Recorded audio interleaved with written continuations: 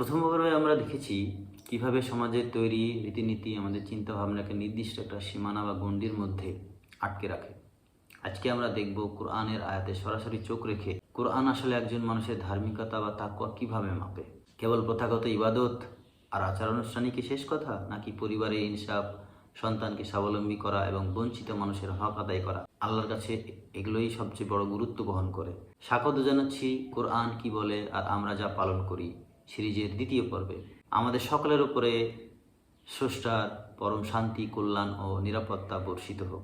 আমরা প্রায় একটি শব্দ ব্যবহার করি, ধর্ম। ধর্ম মানে হলো ধারণ করা। ধর্ম কেবল কিছু আচার অনুষ্ঠানের নাম নয়, বরং তা হলো অন্তরের বিশ্বাস এবং সেই বিশ্বাসকে ধারণ করে নিজেদের দৈনন্দিন জীবনে পালন করা, কর্মজীবনের প্রতিফলন ঘটানো। অথচ সমাজে আমরা সাধারণত একজন মানুষের ধার্মিকতা কি দিয়ে মাপি? তার বাহ্যিক পোশাক বা চেহারা দেখে। কারো দাড়ি, টুপি বা লম্বা আলখাল্লা পোশাক, বিশেষ ধরনের পোশাক থাকলে আমরা ধরেই নিই তিনি খুব ধার্মিক ব্যক্তি।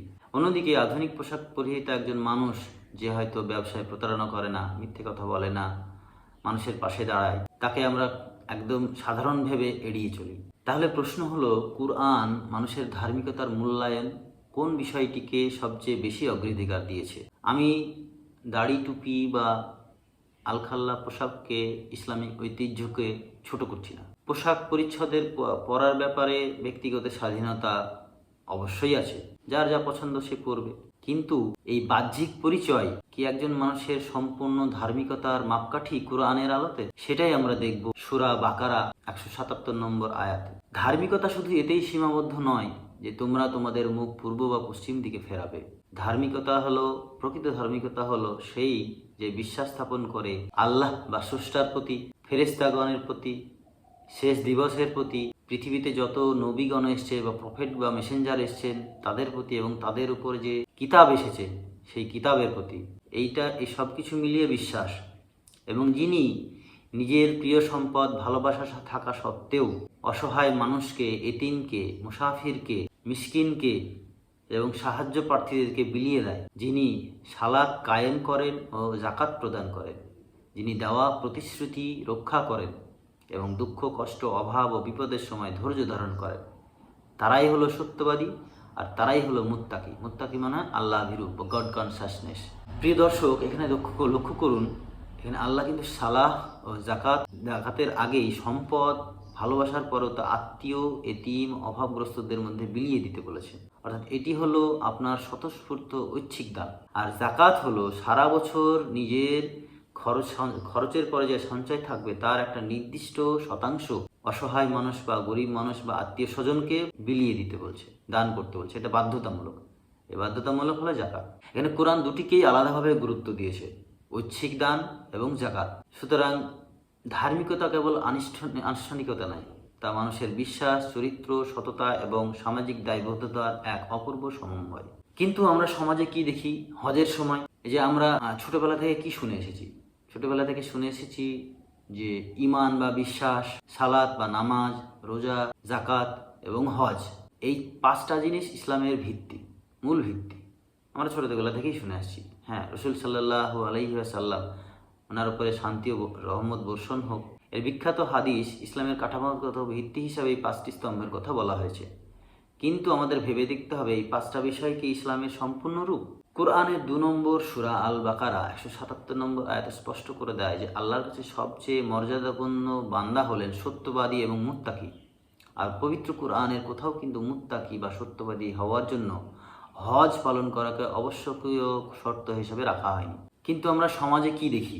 মানুষ ঘটিবাটি বিক্রি করে, সন্তানের অধিকার ও মানুষের হক নষ্ট করে হলেও যে কোনো উপায়ে হজ পালন করতে চায়। হ্যাঁ, হজ পালন করতে যাওয়া, আল্লাহর ঘরে যাওয়া অবশ্যই প্রশংসনীয়, আমি নিরুৎসাহিত করছি না।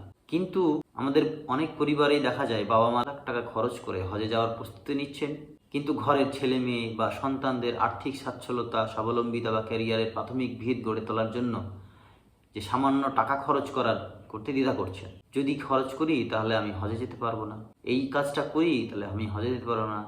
প্রতিবেশী হয়তো চাল দিয়ে জল পড়ছে, তার খরচ করতে গেলে আমি হজে যেতে পারবো না। অথচ এগুলো আগে দরকার ছিল। সন্তানের জন্য একটি যৌক্তিক কর্মসংস্থানের সুযোগ করে দেওয়া বা বাবা মার যদি 1 টাকা থাকে, সেই 1 টাকায় সমস্ত সন্তানের মধ্যে সুষম বন্টন করে দেওয়া, এগুলো কিন্তু আনুষ্ঠানিকভাবে তবে না, নামাজ বা হজ করা, এগুলোর চেয়ে এই ন্যায় প্রতিষ্ঠা করা কিন্তু আগে জরুরি এবং মৌলিক দায়িত্ব। যে সন্তানের নিজের পায়ে দাঁড় করানোর দায়িত্ব অভিভাবকের ছিল, তাকে অভাব ও অনিশ্চয়তার মুখে রেখে ভাই বোনের হক নষ্ট করে লাখ টাকা খরচ করে আল্লাহর ঘরে যাওয়ার যে গভীর বৈপরীত্য, এটা কি সঠিক হচ্ছে? নিজেদের প্রশ্ন করা উচিত। মৌলানারা বলেন যে যদি ন্যায় প্রতিষ্ঠা না হয়, আমি যদি কারো হক মারি, তাহলে আমাদের দোয়া কবুল হয় না আল্লাহর কাছে, হজও কবুল হবে না। মৌলানা বলেন, আমার কথা না এগুলো। কোরআনে আল্লাহ পাক কেবল সূরা আল বাকারাতেই মুত্তাকিদের গুণাবলী থামিয়ে দেননি। সূরা জারিয়াতে 51 নম্বর সূরা 17 থেকে 19 নম্বর আল্লাহ মুত্তাকিদের পরিচয় দিতে গিয়ে চমৎকার একটি ভারসাম্য তুলে ধরেছেন। সেখানে আল্লাহ বলেছেন, তারা রাত্রিকালে খুব কম শয়ন করে, তারা রাত্রির শেষ প্রহরে ক্ষমা প্রার্থনা করে এবং তাদের ধন সম্পদ ছিল সাহায্য প্রার্থী ও বঞ্চিতদের সুনির্দিষ্ট অধিকার।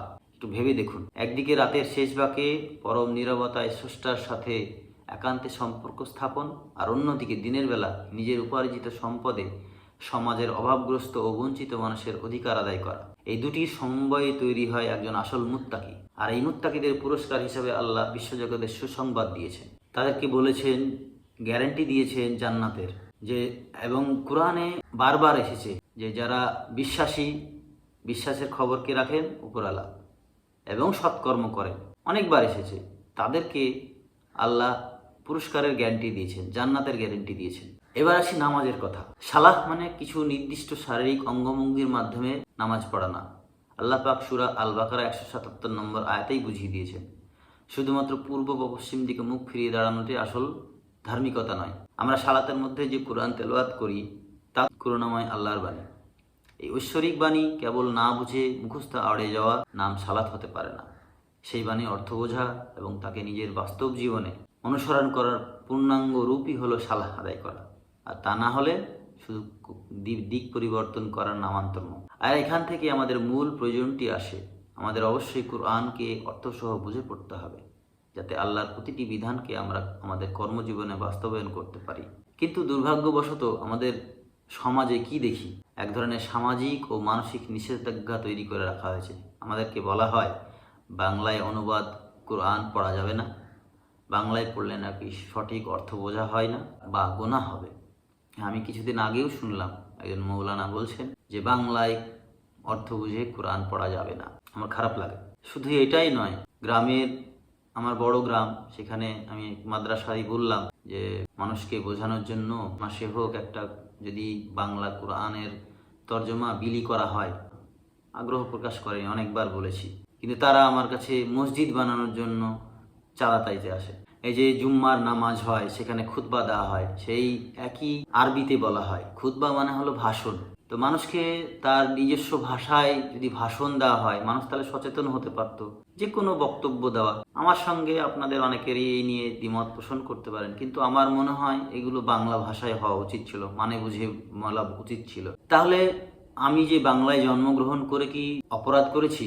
যে স্রষ্টা আমাকে বাংলা ভাষী করে হিসাবে পৃথিবীতে পাঠালেন, তিনি কি চান না আমি তার পাঠানো জীবন বিধান আমার মাতৃভাষায় বুঝে নিজের জীবনে প্রয়োগ করি? যদি আমরা অর্থই না বুঝি, তাহলে সালাত কিভাবে আমাদের জীবন পরিবর্তন করবে? হ্যাঁ, আমার মনে প্রশ্ন জাগে। তাহলে আমরা কি ইসলামের কিছু দৃশ্যমান আচার অনুষ্ঠানকে এতটাই প্রাধান্য দিয়ে ফেলেছি যে চরিত্র, পারিবারিক, সামাজিক ইনসাফ, নিজের ভাষায় কোরআন বুঝে জীবনে প্রয়োগ করা এবং মানুষের প্রতি ভালোবাসার মতো যে মৌলিক বিষয়গুলো, এগুলো বাদ পড়ে যাচ্ছে, আড়ালে চলে যাচ্ছে?